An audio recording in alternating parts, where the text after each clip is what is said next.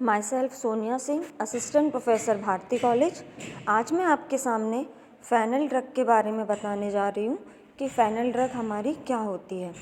तो सबसे पहले, जैसा कि मैं प्रीवियस ड्रग की स्टडी करते समय आपको बताई थी कि सबसे पहले हमको ये जानना ज़रूरी है कि जो फ़ेनल है वो फ़ेनल हमारा कौन सा ड्रग कैटेगरी का ड्रग है और उसका कौन सा पार्ट हम लोग यूज़ करते हैं। ठीक है, तो फ़ेनल जो हमारी ड्रग है वो कौन सी केमिकल कैटेगरी के अंदर आती है। ये हमारे जो वोलेटाइल्स ऑयल हैं उन कैटेगरी के अंदर ये आती है। ठीक है, अब अगर हम लोग इसको पढ़ें कि ये कौन सी डिसीज़ को क्योर करती है, ठीक है, तो ये फ़ेनल है, ये हम लोग जो हमारा एक ग्रुप है जिसको हम लोग बोलते हैं कार्मिनेटिव्स, तो ये उस कैटेगरी की ड्रग होती है।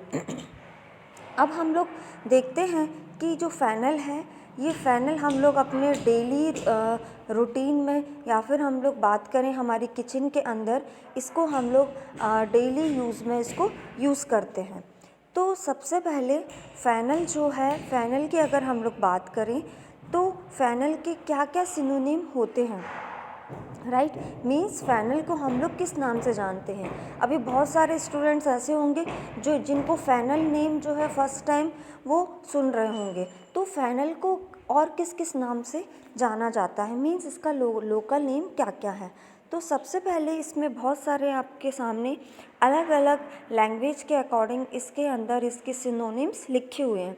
लेकिन आपको अगर विदाउट एनी आपको अगर जनरल इसके नाम लिखना है तो आप एक दो जितने आपको याद हो सकते हैं उसके अकॉर्डिंग आप इसको लिख सकते हैं। तो अगर हिंदी में हम लोग देखें तो सौंफ नाम एक हम लोग के यहाँ पे जनरल नाम है किसका, फ़ेनल का। तो ये नाम सबको पता भी है और सब जानते भी हैं। अब मैं आपके सामने सौंफ बोल रही हूँ तो आपके सामने पूरी सौंफ की इमेज व्यू हो गई होगी। जब मैं फ़ेनल बोली थी उस समय आपके सामने वो इमेज क्लियर नहीं थी, लेकिन जब मैंने उसका आपको सिनोनिम बताया कि फ़ेनल, तो फ़ेनल एक बहुत ही कॉमन नेम है, इसको सभी लोग जानते हैं, इसको हम लोग सौंफ बोलते हैं। तो ये जो ड्रग है, इस ड्रग को हम लोग किस नाम से जानते हैं, सौंफ के नाम से जानते हैं, और इंग्लिश में इसको हम लोग फ़ेनल बोलते हैं, राइट। तो आपको ये टर्म याद रखना ज़रूरी है कि जो फ़ेनल है ये हमारी सौंफ है। तो जब भी आप लोग सिनोनिम इसका राइट लिखेंगे तो आपको लिखना होगा कि जो सौंफ है दैट इज़ नोन एज फ़ेनल, या फ़ेनल जो है वो हमारी सौंफ है। ये नाम तो सबको जाना हुआ नाम है। इसके अलावा अगर आपको दूसरा सिनोनिम अगर आप याद कर सकते हैं तो आप उसको भी याद कर सकते हैं। नेक्स्ट, अगर हम लोग ये हमने देखा इसके सिनोनिम के बारे में, तो जब भी आप लोग फ़ेनल को लिखेंगे तो सबसे पहले आप उसका सिनोनिम लिखेंगे, राइट। नेक्स्ट हम लोग देखेंगे बायोलॉजिकल सोर्स। तो बायोलॉजिकल सोर्स के अंदर मैंने आपको बताया था कि बायोलॉजिकल सोर्स के अंदर हम लोग क्या चीज़ पढ़ते हैं। बायोलॉजिकल सोर्स के अंदर उसका कौन सा पार्ट हम लोग ले रहे हैं, राइट। उसके बाद पार्ट के बाद अगर हम लोग बात करें तो उसका बॉटनिकल नेम क्या है, ठीक है, और वो कौन सी फैमिली से बिलोंग करता है। तो अगर हम लोग फ़ेनल के बारे में बात करें कि जो हमारा फ़ेनल है वो फ़ेनल का हम लोग फ्रूट पार्ट यूज़ करते हैं। जो हम लोग घरों में हमारी जो फ़ेनल होती है वो कौन सी फ़ेनल होती है, ड्राइड, मतलब सूखी हुई, ठीक है। तो जब भी आप लोग बायोलॉजिकल सोर्स को राइट करते हैं तो आप लोग को पूरा ये लिखना है कि फ़ेनल जो है उसका हम लोग फ्रूट पार्ट यूज़ करते हैं, लेकिन फ्रूट भी हम लोग कैसा यूज़ करते हैं, ड्राइड, मतलब उसको सुखाने के बाद उसको हम लोग यूज़ करते हैं, मीन्स उसका हम लोग ड्राइड फॉर्म यूज़ करते हैं। तो इस तरीके से आप लोग को सबसे पहला बायोलॉजिकल सोर्स के अंदर पार्ट लिखना है, ठीक है, कि हम लोग इसका राइप फ्रूट यूज़ करते हैं। नेक्स्ट, इसके बाद इसकी बायोलॉजिकल सोर्स लिखना है। ये बायोलॉजिकल सोर्स आपको याद करना रहता है कि इसका बायोलॉजिकल सोर्स क्या है। तो आप लोग लिखेंगे इसका बायोलॉजिकल सोर्स जो है वो फेनिकुलम वल्गेरी है, मीन्स फेनिकुलम वल्गेरी जो है इसका बायोलॉजिकल सोर्स है। ये नाम आपको याद करना पड़ेगा कि Foeniculum vulgare is the biological source of fennel. Next अगर हम लोग बात करें कि इसकी कौन सी फैमिली होती है, तो मैंने आपको जब कार्मिनेटिव्स बताया था उसमें आपको बताया था कि जो भी हमारे कार्मिनेटिव्स की ड्रग्स हैं वो सारी की सारी हमारी जो लगती हैं, मीन्स उनका जो फ्रूट लगता है वो एक बंच के फॉर्म में लगता है, छत्ते टाइप के फॉर्म में लगता है, ठीक है।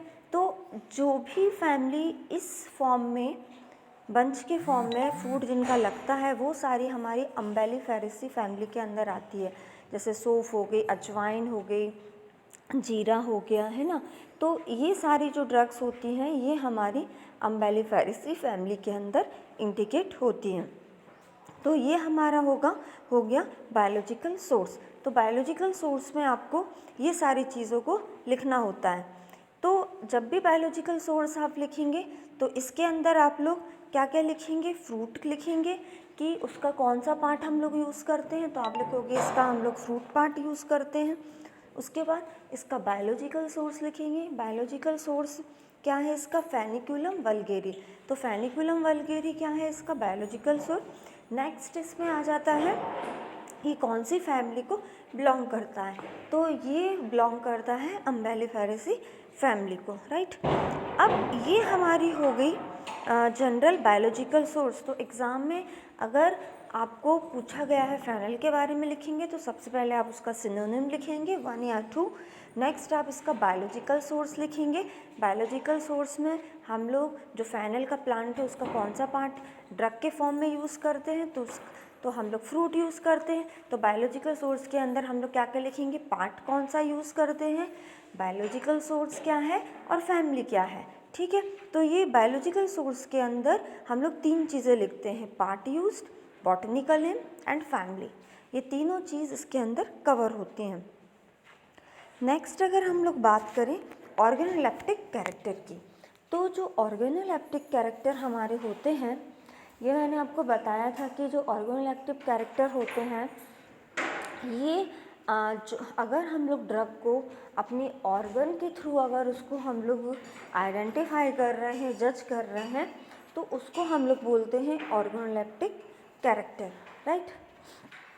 तो जो ऑर्गेनोलेप्टिक कैरेक्टर्स होते हैं किसी भी ड्रग के, उसको हम लोग अगर अपनी ऑर्गन से आइडेंटिफाई करते हैं तो वो हमारे कहलाते हैं ऑर्गेनोलेप्टिक कैरेक्टर। तो इसके अंदर क्या क्या चीज़ें इंक्लूड होती हैं, कलर से हमारा मतलब है कि जो हमारा फेनल का फ्रूट है उसका कलर कौन सा है, राइट। उसका कलर कौन सा है मीन्स कि जो हमारी फेनल का कलर है वो किस तरीके से हमको दिखता है। अगर हम लोग freshly fennel without dry form अगर जो कलेक्ट करते हैं तो ग्रीन दिखता है, और अगर हम लोग ड्राई फॉर्म उसका कलेक्ट करते हैं तो येलो दिखता है। मीन्स इसका कलर कोई पर्टिकुलर एक नहीं है, वो डिपेंड करता है कि हम लोग उस फ्रूट को किस टाइम कलेक्ट कर रहे हैं और उसको ड्राई फॉर्म में ले रहे हैं तो उसका कलर चेंज हो जाएगा। तो जब भी हम लोग ऑर्गेनोलेप्टिक कैरेक्टर लिखते हैं तो हम जो भी चीज़ अपनी ड्रग को अपनी ऑर्गन से आइडेंटिफाई करते हैं उसको हम लोग ऑर्गेनोलेप्टिक कैरेक्टर बोलते हैं, राइट।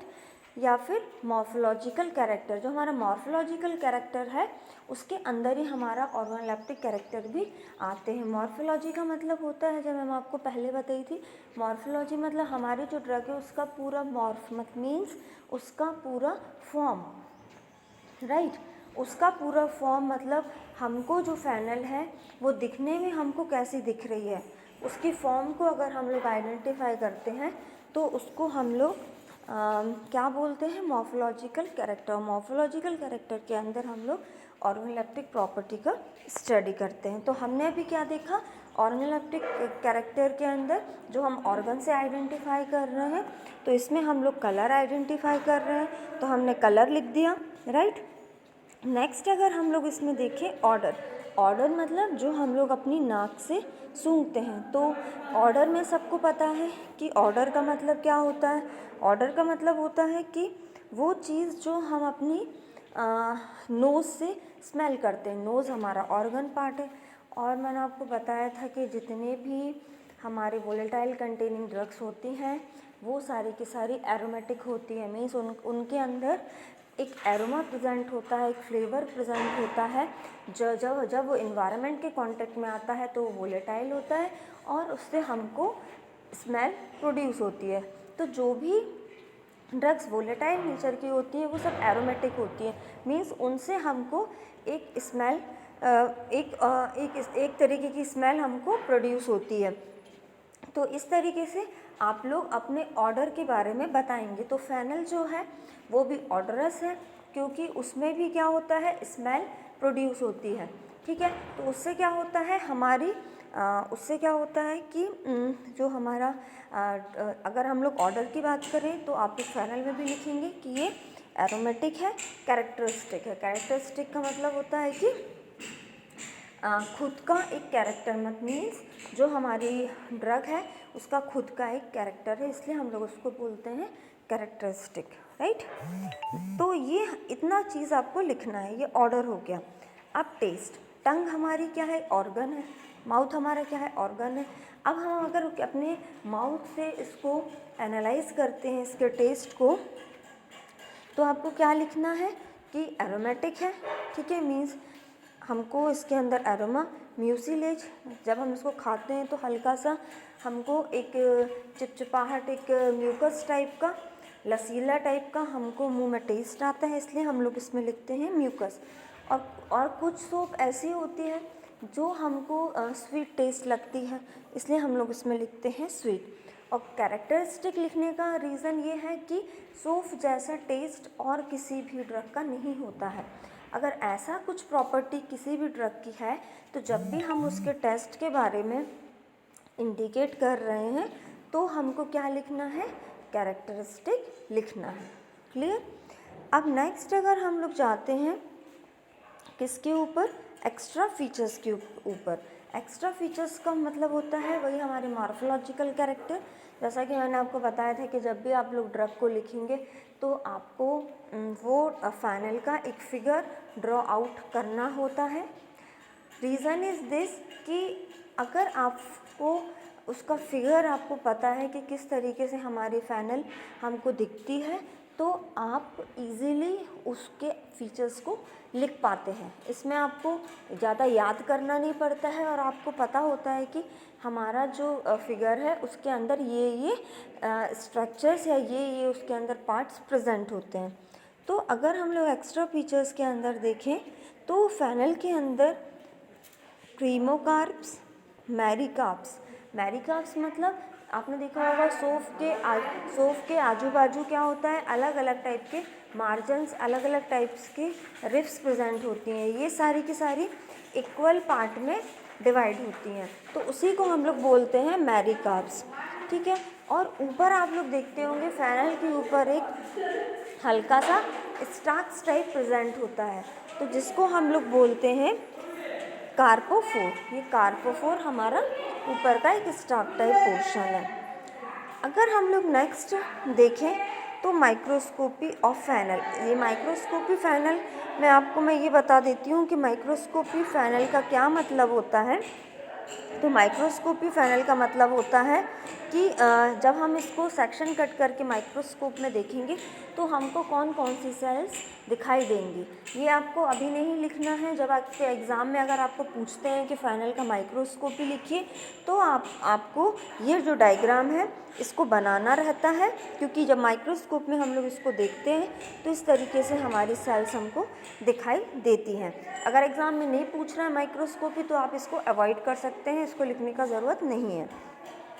नेक्स्ट अगर हम लोग देखें कि इसके अंदर कौन कौन से केमिकल टेस्ट प्रेजेंट होते हैं, राइट। तो यहाँ पे केमिकल टेस्ट में हमने देखा था कि ये हमारे जो हैं ये इसके अंदर अगर केमिकल कंस्टिट्यूएंट्स की बात करें तो केमिकल कंस्टिट्यूएंट्स फिर हमको लिखना रहेगा, राइट। केमिकल कंस्टिट्यूएंट में इसके अंदर कौन कौन से मेन एक्टिव केमिकल प्रेजेंट हैं उसको हमको लिखना रहेगा। तो इसके अंदर जो है मैंने आपको बताया था वोलेटाइल ऑयल कंटेनिंग ड्रग है, तो इसके अंदर आप वोलेटाइल ऑयल लिखेंगे, लेकिन वोलेटाइल ऑयल भी कौन से स्पेसिफिक इसके अंदर प्रेजेंट है। तो आपको लिखना रहेगा anethole, fenchone and fixed oil and protein. ये सारे हमारे क्या हैं, केमिकल कंस्टिट्यूएंट्स हैं। तो तो इसको आप लोग को लिखना है कि हमारी जो ड्रग है उसके अंदर कौन से टाइप के एक्टिव कंस्टिट्यूएंट्स प्रेजेंट हैं। लास्ट में आपको लिखना है यूजेस। यूजेस का मतलब मैंने आपको बताया था, यूजेस मीन्स हम लोग इसको कौन सी डिसीज़ के लिए इसको यूज़ करते हैं। तो इसका यूज़ हम लोग देखें तो इसका यूज़ होता है कार्मिनेटिव्स, रेस्पिरेटरी स्टिमुलेंट। कार्मिनेटिव का मतलब जो मैं आपको बताया था स्टार्टिंग में कि जो फेनल है वो हमारी कार्मिनेटिव की ड्रग है, इसलिए हम लोग इसको कार्मिनेटिव्स के अंदर पढ़ते हैं, तो आप लोग इसके यूज़ में कार्मिनेटिव्स लिखेंगे। स्टिमुलेंट मीन्स ये स्टिमुलेट करती है, तो ये इसके आगे हैं यूज़।